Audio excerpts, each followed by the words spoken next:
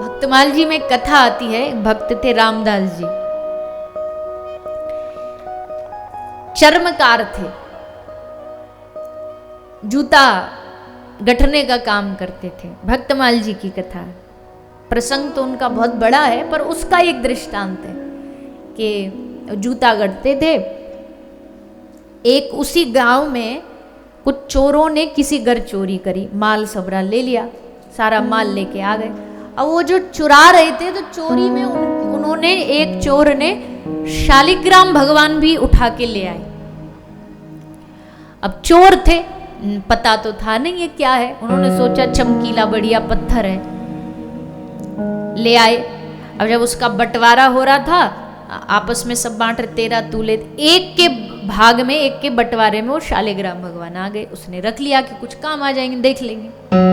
वो चोर आगे बढ़ा तो उसकी चप्पल टूट गई, और वो चप्पल टूटी तो वो चप्पल गठवाने के लिए उन्हीं भक्त के पास, रामदास जी के पास आ गया। उन्होंने गांठ लगा दी चप्पल। अब बदले में क्या दें? पैसा। बोले नहीं, पैसा नहीं, एक काम कर। उसने जेब में से पत्थर निकाला, ये तू ले ले, ये तेरा जो औजार है ना जिससे तू सिलाई करता, उसके घिसने के काम आ जाएगा।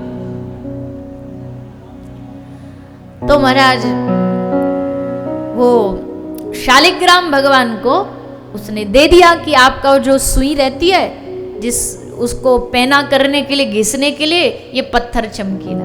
अब वो भक्त भी बेचारा बड़ा बोला, उसको भी नहीं समझ कि ये शालिग्राम भगवान है। उसने लिया और उसको नीचे जमीन पर रखा और उस पे अपना वो जो औजार है उसको घिसने लगा। पर जब वो चप्पल जूते बनाते थे तो एक लाइन गाते थे, उनकी सबसे प्रसिद्ध लाइन थी, उसको दोहराते रहते थे। कौन सी पंक्ति थी, कौन सी लाइन थी? रामदास जी गाते थे, हरि में जैसो तैसो तेरो। क्या गाते थे? हरि में जैसो तैसो तेरो।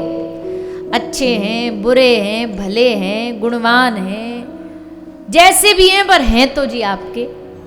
तो यही गाते, और गाते भी ऐसे नहीं, शालिग्राम भगवान पर अपना वो सुई घिसते रहते और रो रो के गाते, हरि में जैसो तैसो तेरो, हरि में जैसो, रोते रहते, रोते रहते।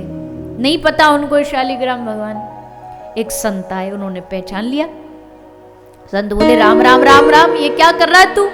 शालिग्राम भगवान को तू चप्पल जूता में रख रखा है। अरे अनर्थ हो गया, तू तो ये कितना बड़ा पाप किया, अल्लाह इधर दे।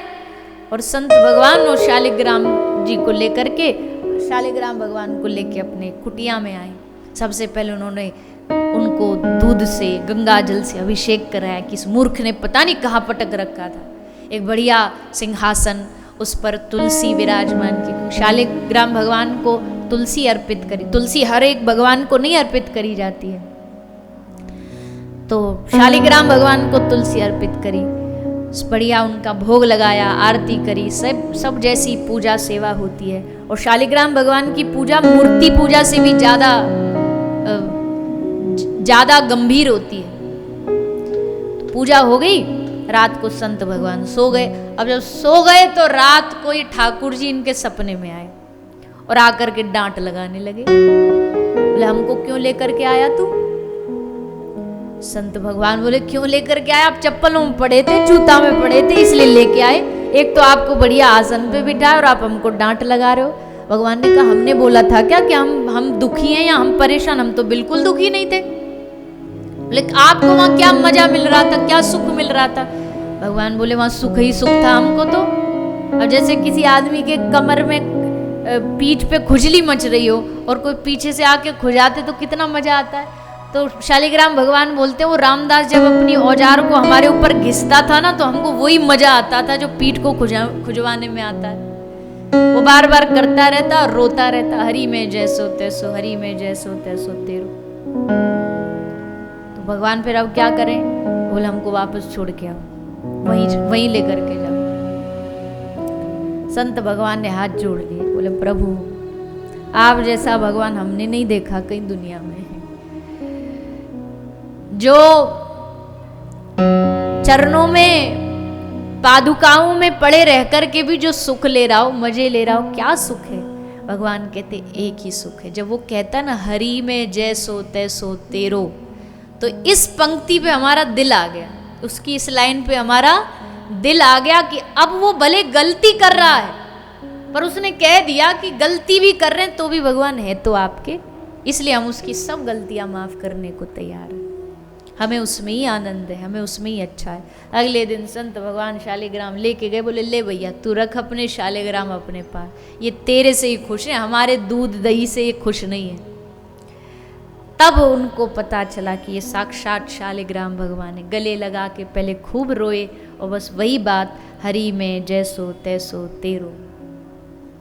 तो एक तो ये भाव बहुत अच्छा है कि जैसे भी हैं हम भगवान के हैं, अच्छे हैं, भले हैं, बुरे हैं, जैसे भी हैं हम भगवान के। और दूसरा जो कहा कि आप भले कहीं भी रहो दुनिया में, चप्पल ही क्यों ना गट रहे हो, पर अगर आपके मन में भाव है तो भगवान उस भाव को स्वीकार कर लेंगे।